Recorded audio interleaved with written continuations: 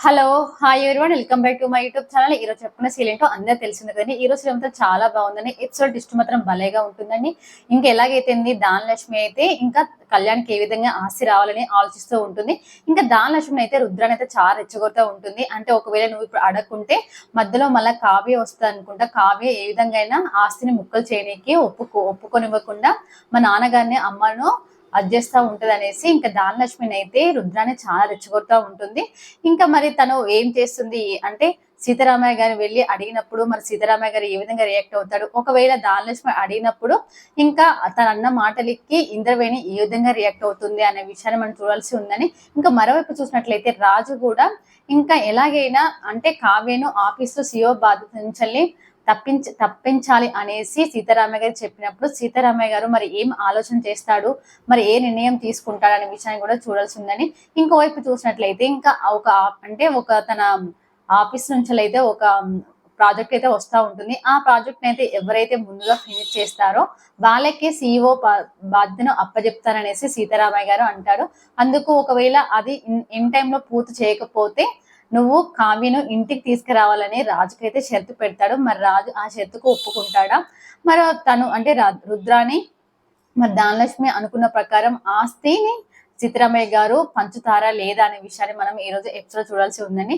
ఇంకా ఆలస్యం చేయకుండా ఎటువంటి ఎపిసోడ్ లోకి వెళ్ళిపోదాం. ఈ రోజు సీరియల్ కంటే భాగంగా వెళ్ళినట్లయితే ఇంకా ఆల్రెడీ ధనలక్ష్మి అయితే చాలా దీర్ఘంగా ఆలోచిస్తూ ఉంటుంది. ఎలాగైనా తన కొడుక్కి కళ్యాణ్కి ఈ ఆస్తుల నుంచి వాటర్ రావాలి, ఎలాగైనా ఈ ఆస్తిని ముక్కలు చేపించమనేసి మామయ్య గారిని ఒప్పించాలనేసి అనుకుంటూ ఉంటే అప్పుడు అటువైపు నుంచి రుద్రాని వచ్చేసి, ఏంటి ధనలక్ష్మి, నువ్వు అనుకున్నట్టుగానే మా నాన్నగారు ఈ ఆస్తిని వాటాలు ఇస్తారని అనుకుంటున్నావా? అంటే ఏమంటున్నావు నువ్వు? లేకుంటే చేయకుండా ఏం చేస్తారు? నేను అంతగానే అడుగుతున్నాను కదా. నా కొడుకు చూడు అలా బయట బికార్లా బతుకుతా ఉన్నాడు. అలాంటప్పుడు వాడి ఆస్తి గురించి నేను అడగడంలో తప్పేముంది? అయ్యో పిచ్చి ధనలక్ష్మి, నువ్వు అంటున్నావు గాని చూసావా, ఒకవేళ దీనికి కావ్య అడ్డు చెప్తే నువ్వేం చేస్తావు? అయినా మధ్యలో కావ్య ఎందుకు వస్తుంది? తన ఇల్లు అద్దనుకొని వెళ్ళిపోయింది కదా. తన తన నిర్ణయం గురించి ఎవరు ఆలోచిస్తున్నారు అంటే అట్లా అనుకుంటున్నావా ధనలక్ష్మి నువ్వు? మరి ఏ సంబంధం ఉందనేసి, ఏం బాధ్యత ఉందనేసి మా నాన్నగారు మా అమ్మ కలిసి కావ్యకు సిఇఓ బాధ్యత అప్పచెప్పారు. చూసావా, ఆ కావ్య ఎప్పుడైనా కూడా ఎట్నుంచి నరకొస్తుందో నీకు అర్థం కాదు. తను చిన్నగా మంచిగా మెల్లమెల్లగా వాళ్ళని మచ్చబుచ్చుకొని చూసావా ఆఫీసులో సిఇఓ బాధ్యతను చేపట్టింది. ఇంకా అలాంటప్పుడు మా నాన్నగారి చేత ఏ విధంగానైనా ఆస్తి పంపించమని ఎలా చేస్తుంది? తన ఎట్లయినా అడ్డుకుంటుంది. కాబట్టి తను ముందే అడ్డుకున్న లోపే నువ్వే ఏదో ఒకటి నిర్ణయం తీసుకోవాలి, ముందే నిర్ణయం తీసుకో అనేసి చెప్తా ఉంటుంది. ఇంకా ధనలక్ష్మి అయితే రుద్రానికి కొంచెం మైండ్ వాష్ చేస్తూ ఉంటుంది. అంటే ఎలాగైనా నువ్వు కంపల్సరీ అడగాలి అన్నట్టుగా చెప్తా ఉంటుంది. ఇంక ఇక్కడ చూసినట్లయితే దుగ్గురాల ఇంట్లో అందరూ ఎవరు అంటే హాల్లో వచ్చి కూర్చుని ఉంటారు.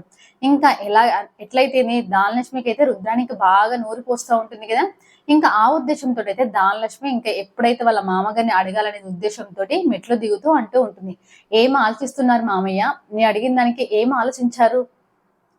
నేను సరే ఈ ఇంటి కోడల్ని, అంతేకాకుండా ఇప్పుడు నాకు కొడుకున్నాడు. ఆ కొడుకు ఇప్పుడు బయట ఉండి అంత దౌర్భాగ్యంగా బతుకుతూ ఉన్నాడు. ఈ దుగ్గిరాల ఇంటి వారసుడై ఉండి ఇంత కోట్లకి సంపదకు ఆస్తి ఉండి కూడా వాడు ఏం లేని అనామకుడుగా బతుకుతున్నాడు. అలాంటప్పుడు నా కొడుకు గురించి ఆలోచించడం తప్పేముంది? తల్లిగా నేను స్పందిస్తున్నాను. అది మీరు తప్పనుకుంటే మీ ఇష్టం. నేను అడిగిన దానికి మీరు అందరూ ఇలానే రియాక్ట్ అవుతారని నాకు తెలుసు, కానీ నేను అడగాల్సిన సిచ్యువేషన్ వస్తుంది. చెప్పండి మామయ్య గారు, నేను అడిగిన దానికి సమాధానం చెప్పండి అనేసి సీతారామయ్య గారిని అయితే గుచ్చి అడుగుతా ఉంటుంది ధనలక్ష్మి. అవును ధనలక్ష్మి, రైటే నువ్వు అన్నది, నీ కొడుకు గురించి ఆలోచిస్తున్నాం, కానీ నాకు కూడా కొంచెం సమయం ఇవ్వమ్మా. ఎందుకంటే ఈ దుగ్గిరాల వంశ ప్రతిష్టం 100 సంవత్సరాల నుంచి వెళ్ళి ఎవ్వరు దీన్ని ముక్కలు చేయలేదు. ఇప్పుడు ఈ వృద్ధాప్యంలో చెరో కొమ్మకు వెళ్ళినట్టుగా ఎవరి భాగాలు వాళ్ళు తీసుకుంటానంటే ఈ ముసలి దేహం ఊరుకుంటుందా? నాకు అంత తొందరగా ఇలా చేయడానికి ఇష్టపడట్లేదమ్మా, నాకు కొంచెం టైం ఇవ్వు, గడువు ఇవ్వు అనేసి సీతారామయ్య గారు చాలా అంటే నిస్సహాయంతో మాట్లాడుతూ ఉంటారు. ఇంకా అది చూసిన వాళ్ళైతే అందరూ ఇంకా అప్పన్న గిట్ల బామ్మ గిట్ల చాలా బాధపడుతూ ఉంటుంది. ఎందుకంటే తాతయ్య అలా బాధపడుతున్నాడు అనేసి. ఇంకా అప్పుడే సీతారామయ్య గారు అలా మాట్లాడుతూ ఉంటే ధనలక్ష్మి మాత్రం, ఏంటి మామయ్య మీరు ఇలానే చేస్తారు? ఇంకెంత సమయం కావాలి? ఇంకెంత గడువు కావాలి? ఇలానే చెప్పి నెలలు గడుస్తారంటే నేను ఊరుకునేదే లేదు. కంపల్సరీ నా కొడుక్కి వాట రావాల్సిందే, ఈ ఆస్తిని పంచాల్సిందే అనేసి గట్టిగా వాదిస్తా ఉంటే ఇంకా చూసి అయితే ఆ ఇంద్రవేణి కదా చాలా కోపం వస్తుంది.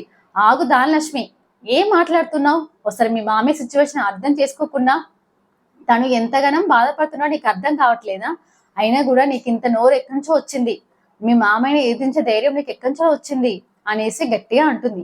ఏంటి, నువ్వు ఇంటి కోడలు కావచ్చు, సరే కోడలు అయితే కోడలను ఒప్పుకుంటాను, కానీ నీ ఆస్తి పంపకాలు చేయమనే అర్హత నీకు ఎక్కడుంది?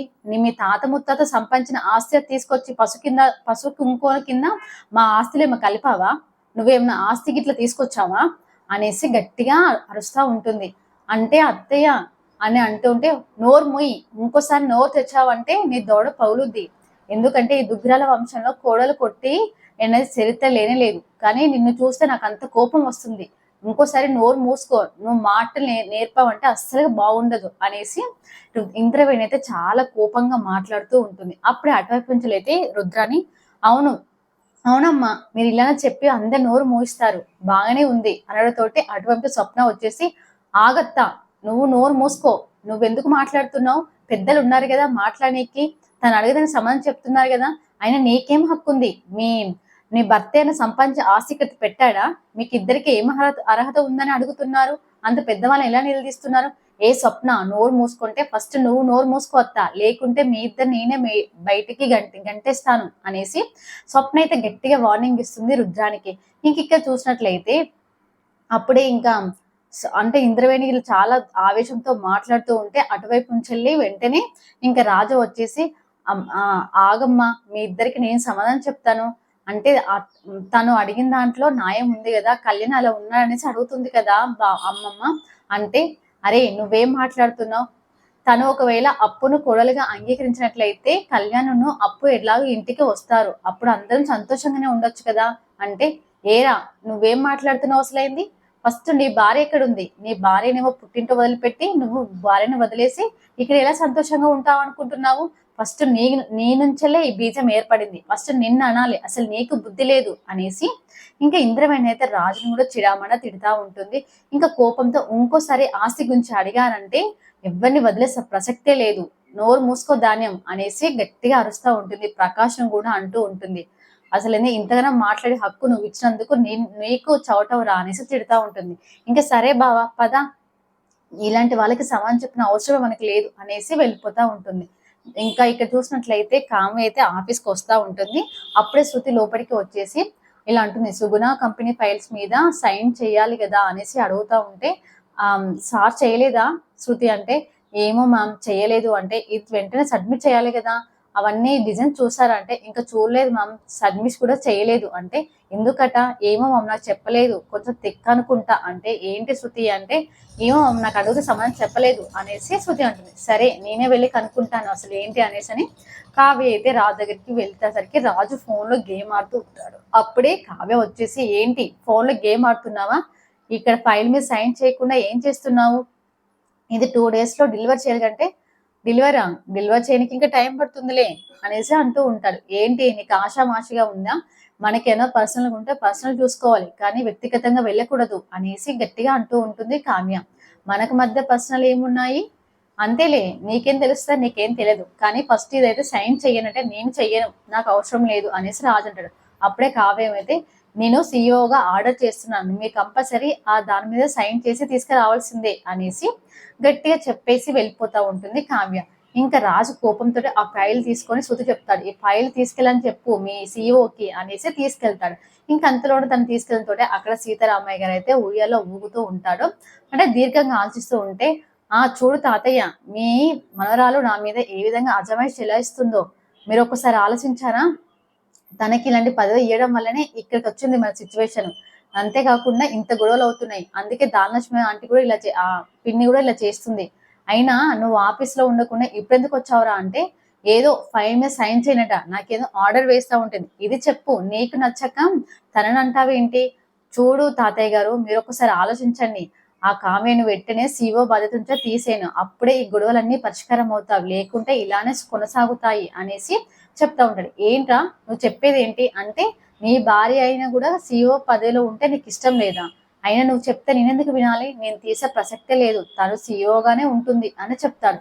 ఇంకా వెళ్లే ముందు సరే తాతయ్య, ఇంకా ఇల్లు మాత్రం ఏదైనా అయితే మాత్రం నేను మాత్రం పట్టించుకోలేను, మీరు ఒకసారి ఆలోచించుకోండి, నేను సీఈఓగా ఉన్నప్పుడు ఇలాంటి పరిస్థితుల పైన వచ్చాయా చూడు, ఇప్పుడు కావ్య సీఈఓ అయినప్పటి నుంచి ఇంట్లో చాలా గొడవలు జరుగుతున్నాయి, ఒక్కసారి మీరు ఆలోచించండి అనేసి రాజు అయితే సీతారామయ్య చెప్పేసి వెళ్ళిపోతాడు. ఇంకా ఇక్కడ చూసినట్టయితే రుద్రాని రాహుల్ అయితే చీ పన్నాగం అంతా వేస్ట్ అయిపోయింది, రుద్రవేణి అంటే ధనలక్ష్మిని అంతగానో రెచ్చగొట్టి పంపించాను, కానీ చివరికి మా నాన్న మన అమ్మ ఏం చేశారు చూడు, అంటే ఎంత పెద్దగా అయ్యి గొడవ అయ్యి ఆస్తి ముక్కలు చేస్తామో అనుకున్నాం, కాకుండా తీర సమయానికి వచ్చేసరికి మా అమ్మ చూడు ఎలా చేసిందో, నోటి దాకా వచ్చిన బుక్క లాక్కున్నట్టు అయిపోయింది కదరా రాహుల్ అంటే, మరి ఇప్పుడు ఏం చేద్దామమ్మా, మనకి ఇంతేనా అంటే, లేదు లేదు ఎలాగైనా ఆస్తి ముక్కలైతే చేద్దాం, మనవాడ మనకు రప్చర్ చేద్దాము అనేసి అనుకుంటూ ఉంటారు.